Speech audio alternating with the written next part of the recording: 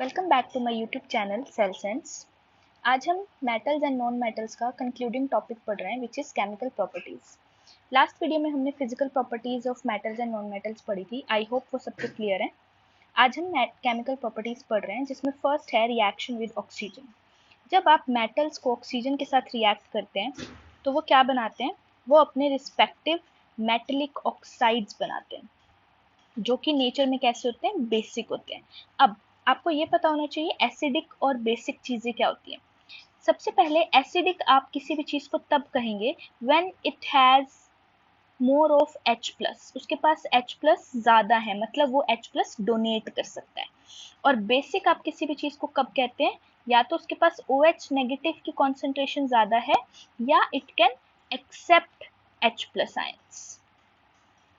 ठीक है, तो जब मेटल्स रिएक्ट करते हैं ऑक्सीजन के साथ वो अपने रिस्पेक्टिव मेटलिक ऑक्साइड्स बनाते हैं। कौन कौन से एग्जांपल्स हैं, इसमें बहुत सारे एग्जांपल्स हैं। जैसे आपके पास पोटेशियम है, then you have sodium, then you have calcium. Okay, एक एग्जांपल रिएक्शन अगर हमें पढ़ना हो तो अगर आप मैग्नीशियम को ऑक्सीजन के साथ रिएक्ट करेंगे, to molecules of magnesium when they will react with oxygen, तो आपको क्या मिलेगा, 2MgO, मतलब मैग्नीशियम ऑक्साइड मिल गया। और हमने अभी क्या पढ़ा था कि जब मेटल ऑक्सीजन के साथ रिएक्ट करते हैं तो हमें मेटल के ऑक्साइड मिलते हैं। ठीक है, नेक्स्ट इज अगर आप नॉन मेटल्स की बात करें तो जब नॉन मेटल्स ऑक्सीजन के साथ रिएक्ट करेंगे तो आपको क्या मिलते हैं, नॉन मेटेलिक ऑक्साइड्स मिलते हैं।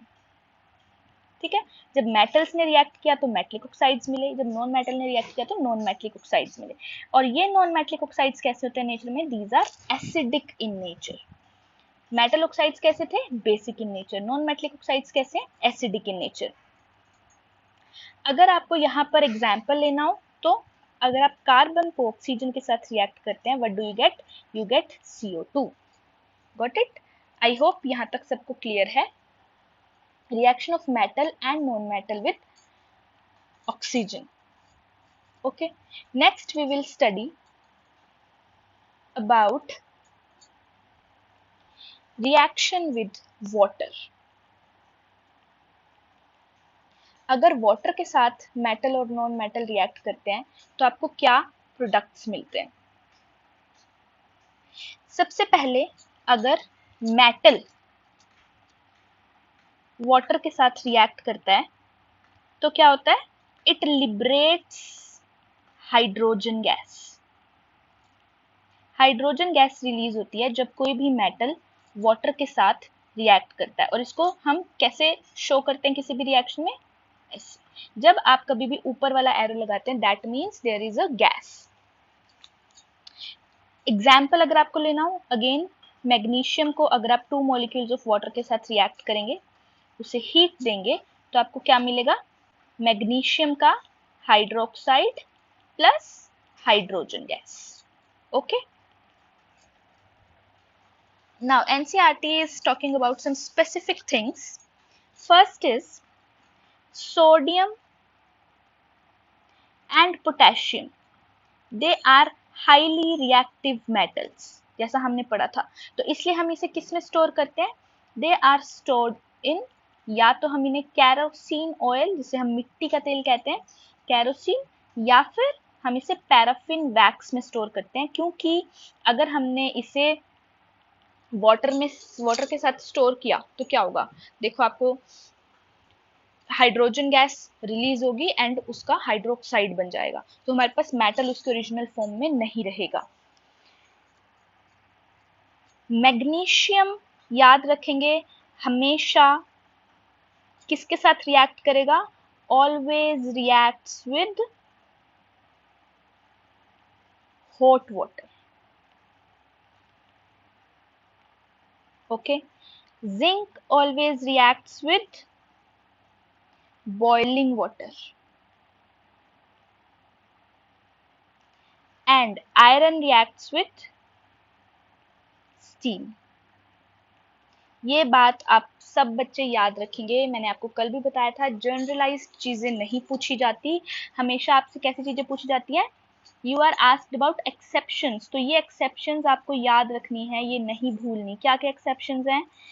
पहला कि सोडियम और पोटेशियम को हम कैसे स्टोर करते हैं? कैरोसिन और पैराफिन वैक्स में स्टोर करते हैं। मैग्नीशियम हमेशा हॉट वाटर के साथ रिएक्ट करेगा, जिंक हमेशा बॉइलिंग वाटर के साथ रिएक्ट करेगा, और आयरन हमेशा स्टीम के साथ रिएक्ट करेगा। देयर आर सम मेटल्स जो कोई भी रिएक्टिविटी नहीं शो करते, जिसमें कौन कौन से हैं? One is copper, one is silver, one is gold, platinum and mercury.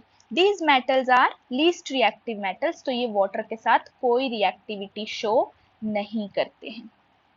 ये तो बात थी मेटल्स की। अगर आप नॉन मेटल्स की बात करें, तो जब नॉन मेटल्स वाटर के साथ रिएक्ट करते हैं, they do not show any reaction, no hydrogen gas is liberated. Okay, but here also you have a exception again which is very important. Exception क्या है यहाँ पर? जो फॉस्फोरस है, फॉस्फोरस को हम वाटर में रखते हैं, कैप्टन वाटर। वाई? क्योंकि जैसे ही फॉस्फोरस एयर के कांटेक्ट में आता है तो ये क्या करता है? It catches fire. अगर आप फॉस्फोरस को लैब में ऐसे ही ओपन रख देंगे तो ये एयर के कांटेक्ट में आएगा एंड इसमें आग लग जाएगी। इसीलिए फॉस्फोरस को हमेशा किस में रखते हैं? वाटर में रखते हैं। Okay, I hope this is clear. First 2 points, first was reaction of metals and non-metals with oxygen. Second is reaction of metals and non-metals with water. Third is reaction with acids.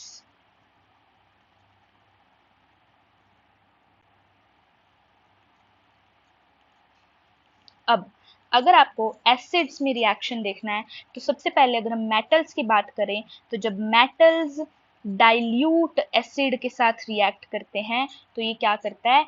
It liberates hydrogen gas और साथ में आपको क्या मिलते हैं? Metal salts मिलते हैं।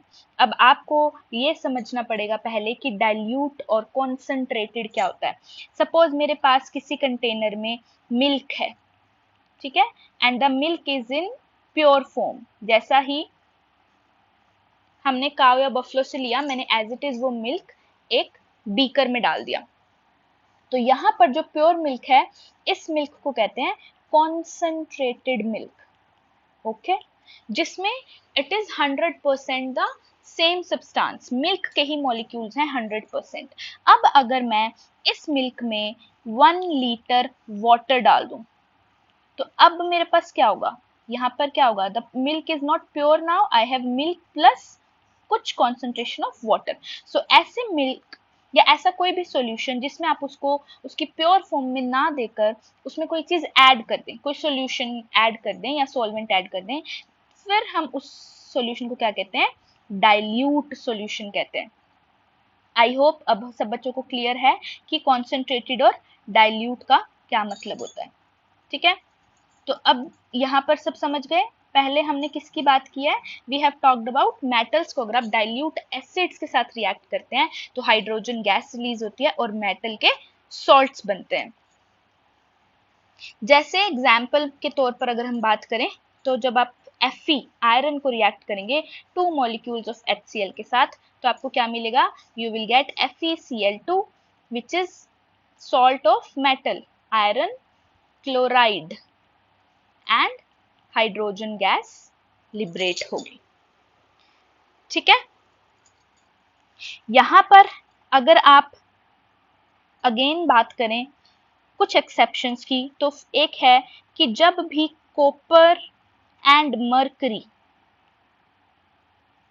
They do not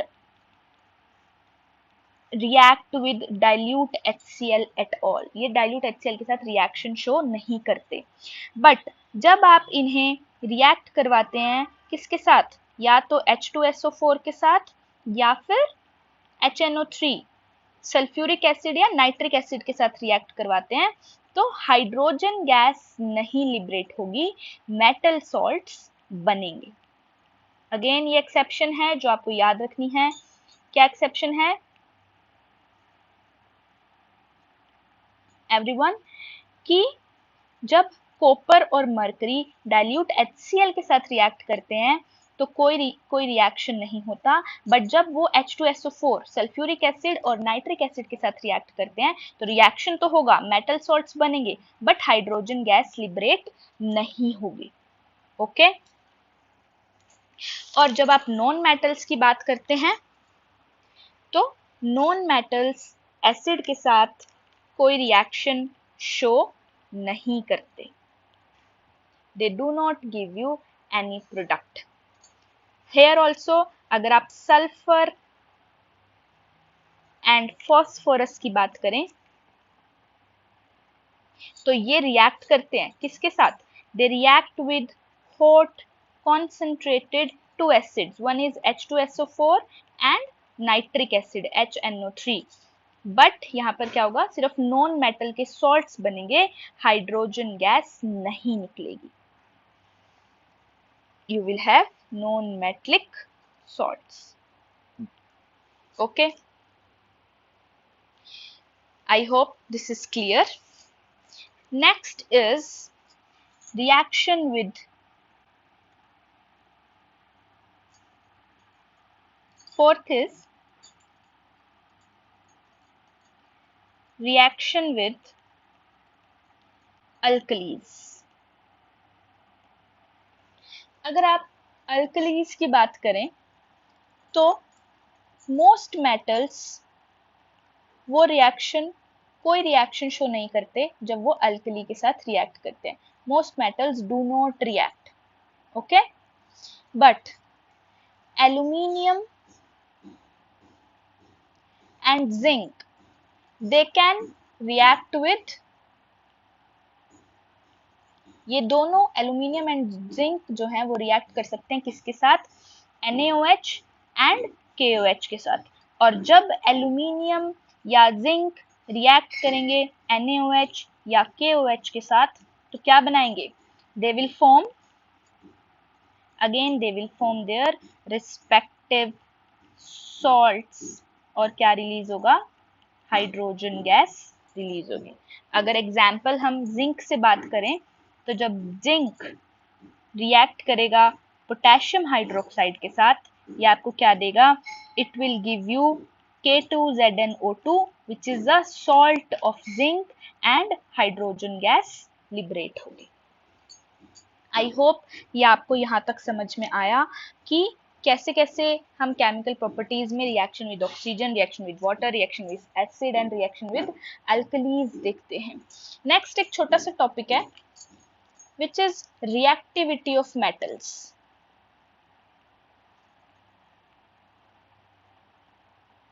reactivity क्या होती है, जैसे नाम से पता चल रहा है, reactivity is a tendency of any element to react with other substance to form compound. कोई एलिमेंट है वो कितनी रेडियली, कितनी जल्दी किसी और सब्सटेंस से रिएक्ट कर रहा है और एक कंपाउंड बना रहा है, ठीक है, उसको हम कहते हैं रिएक्टिविटी। जैसे हमने पढ़ा कि sodium potassium highly reactive metals होते हैं, उन्हें आप ऐसे ही ओपनली नहीं छोड़ सकते, उन्हें हम कैरोसिन या पैराफिन वैक्स में स्टोर करके रखते हैं, तो वो उसकी रिएक्टिविटी है। तो जितनी ज्यादा उस एलिमेंट की टेंडेंसी होगी कंपाउंड बनाने की, उतना ही ज्यादा हम उसको क्या कहेंगे, उतना ही ज्यादा वो रिएक्टिव है। ठीक है, now NCERT is giving a reactivity series, जिसमें रिएक्टिविटी सीरीज है मेटल्स की, क्या है, सबसे पहले है potassium, then sodium, calcium, magnesium, aluminium, zinc, iron, then you have tin, lead, copper, mercury, silver, gold and platinum. इससे आपको क्या पता चल रहा है कि, और ये रिएक्टिविटी कैसे डिक्रीज हो रही है, this reactivity is decreasing down the line, मतलब potassium is most reactive metal. सबसे आपको पूरी सीरीज नहीं भी याद होती तो आपको ये पता होना चाहिए मोस्ट रिएक्टिव कौन सा है और लीस्ट रिएक्टिव कौन सा है। तो मोस्ट रिएक्टिव कौन है, potassium is most reactive, and least reactive कौन है, platinum is least reactive metal. Okay, next you have topic called displacement reactions. Displacement क्या होता है? अगर आप किसी एक सीट पर बैठे हैं, आपका फ्रेंड आकर आपको कहे कि ये थोड़ा साइड में होना, मुझे बैठना है, तो उसने आपको क्या किया? उसने आपको आपकी जगह से डिस्प्लेस कर दिया, मतलब आपकी पोजीशन चेंज हो गई। ठीक है, तो ऐसे रिएक्शंस को हम क्या कहते हैं? डिस्प्लेसमेंट रिएक्शंस कहते हैं। तो बस यही हमने मेटल में पढ़ना है। मेटल जब एसिड के साथ रिएक्ट करते हैं, when metals react with acid, तो ये क्या करते हैं? They displace, metal displaces hydrogen from acid. अभी आपको एक एग्जांपल देती हूँ, उससे समझ में आएगा। जैसे मैग्नीशियम है, जब मैग्नीशियम रिएक्ट कर रहा है किसी एसिड के साथ, this is metal and CuSO4 is a acid. जब मैग्नीशियम के साथ रिएक्ट कर रहा है तो ये क्या बना रहा है? This is forming MgSO4 plus Cu। तो इसने क्या किया? Cu को उसकी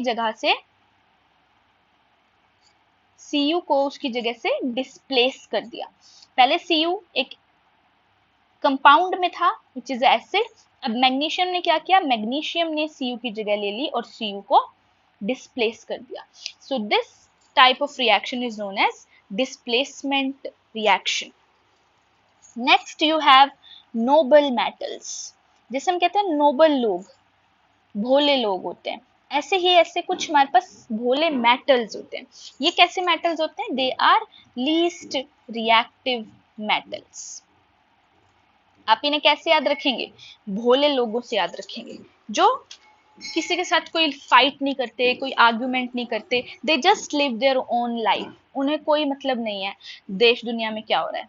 इन the same way we have some metals which are least reactive, और वो किसी के भी साथ रिएक्टिविटी शो नहीं करते। ओके, तो इसके एग्जाम्पल क्या क्या होंगे? हमने अभी तक पढ़ लिए। सबसे कम रिएक्टिव मेटल्स कौन कौन से हैं? You have gold and platinum.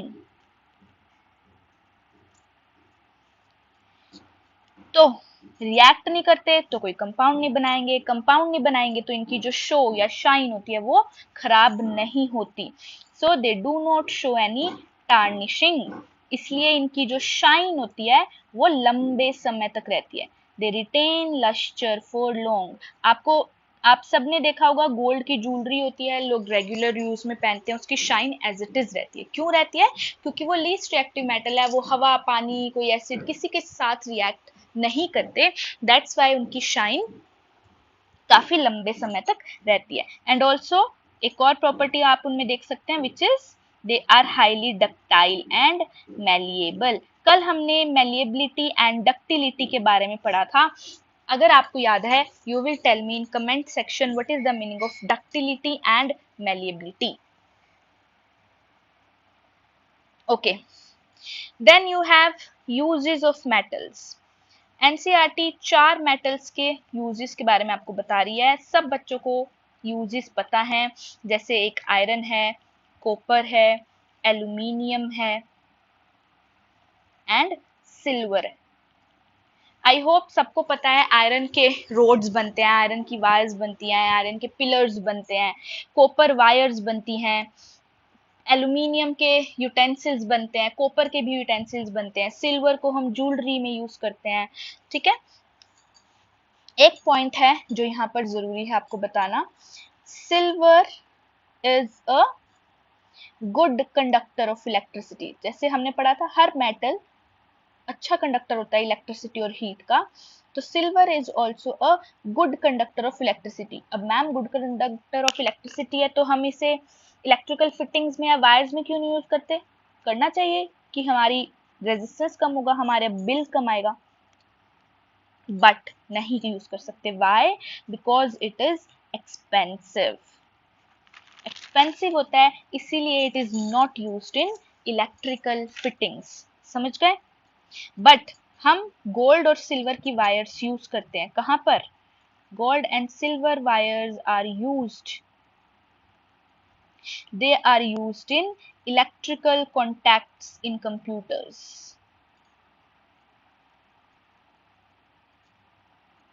क्यों इलेक्ट्रिकल कॉन्टैक्ट्स में यूज करते हैं? क्योंकि वहां पर हमें हाई प्रिसीजन मतलब हाई एक्यूरेसी की नीड होती है। तो जहां पर आपको हाई एक्यूरेसी की नीड होती है वहां पर हम गोल्ड और सिल्वर की वायर्स का यूज करते हैं। ठीक है, नेक्स्ट है alloys. Now what are alloys?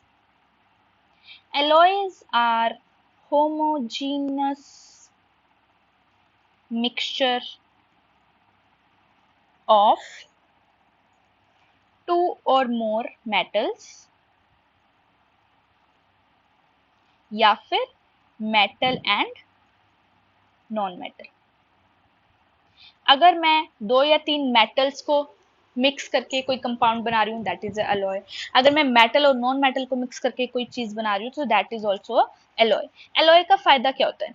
Alloys are stronger, harder and they are more resistant to corrosion. तो अलॉयज क्या होते हैं? बहुत स्ट्रॉन्ग होते हैं। अगर आप एक अकेले मेटल को ले रहे हो और आप फिर क्या कर रहे हो, या फिर मेटल का कंपाउंड ले रहे हो, तो स्ट्रॉन्ग क्या होगा? ऑब्वियसली मेटल, जहां पर ज्यादा मेटल्स एक साथ हैं वो स्ट्रॉन्ग होगा। देन अगर आप हम क्या कर रहे हैं कि मेटल के साथ नॉन मेटल मिला रहे हैं तो क्या होगा? उसकी स्टेबिलिटी बढ़ जाएगी। अब कुछ एलॉयज के एग्जाम्पल एनसीईआरटी ने दिए हैं। जैसे पहला है स्टील। स्टील किस किस से मिलकर बना है? Steel is made up of iron and carbon. ये एग्जाम्पल्स आपको याद रखने हैं। सारे नहीं याद होते तो जो कॉमन है जैसे ब्रास, ब्रॉन्ज, ये आपको याद रखने हैं। ब्रास किससे मिलकर बना है? Brass is made up of copper and zinc. Then next you have bronze. Bronze किससे मिलकर बना है? Bronze is made up of copper and tin. And stainless steel. Stainless steel किससे मिलकर बना है? Iron, chromium and nickel. Okay, ये कुछ एग्जाम्पल्स हैं जो यू हैव एलॉयज। और भी बहुत सारे एग्जाम्पल्स हैं जैसे जर्मन सिल्वर है, वो सब आप देख सकते हैं, बट सब याद करने जरूरी नहीं होते। देन यू हैव ड्यूरेलियम, एल निको। एल निको आपको पता होना चाहिए, बहुत कॉमनली पूछा जाता है और ये नाम से याद हो जाएगा। एल निको, एल मतलब एल्यूमिनियम, एन आई इज निकल, CO is cobalt. And you have one gun metal. Gun metal किस किस से मिलकर बना है? Copper plus tin plus zinc. This is all about alloys. Last एक पॉइंट जो दिया हुआ है विच इज अबाउट, एक छोटा सा नोट है उसमें दिया हुआ है गोल्ड के बारे में। जो 24 कैरेट गोल्ड होता है उसका मतलब क्या है कि उस ज्वेलरी में 24 पार्ट्स हैं किसके? गोल्ड के। मतलब इट इज 100% प्योर। बट जैसे हमने पढ़ा था कि गोल्ड क्या है? Gold is highly malleable and ductile. तो अगर आप कोई भी चीज प्योर गोल्ड की बना रहे हैं तो वो इजिली बेंड हो सकती है। उसकी क्वालिटी प्योर है बट उसकी स्टेबिलिटी कम हो सकती है। आप ज्वेलरी बना रहे हैं तो वो इजिली ब्रेक भी हो सकती है। इसीलिए हम क्या करते हैं, जो ज्वेलरी होती है वो हमेशा किसकी बनती है? Jewellery is made up of either 22 carat gold और लेस। 22 कैरेट गोल्ड का मतलब क्या है? इसमें क्या होगा? 22 पार्ट्स किसके होंगे? 22 पार्ट्स होंगे गोल्ड के और 2 पार्ट्स किसके होंगे? 2 parts can be of silver और एनी अदर मेटल। ठीक है, क्यों किसी और मेटल के पार्ट्स होंगे? क्यों डालते हैं हम? ताकि गोल्ड की परसेंटेज को थोड़ा कम किया जाए और कोई ऐसा मेटल डाला जाए जिससे हम उसकी स्ट्रेंथ बढ़ा रहे हैं। ठीक है, स्ट्रेंथ बढ़ेगी तो क्या होगा? उसकी लाइफ बढ़ जाएगी और हमें वही करना था। फाइन।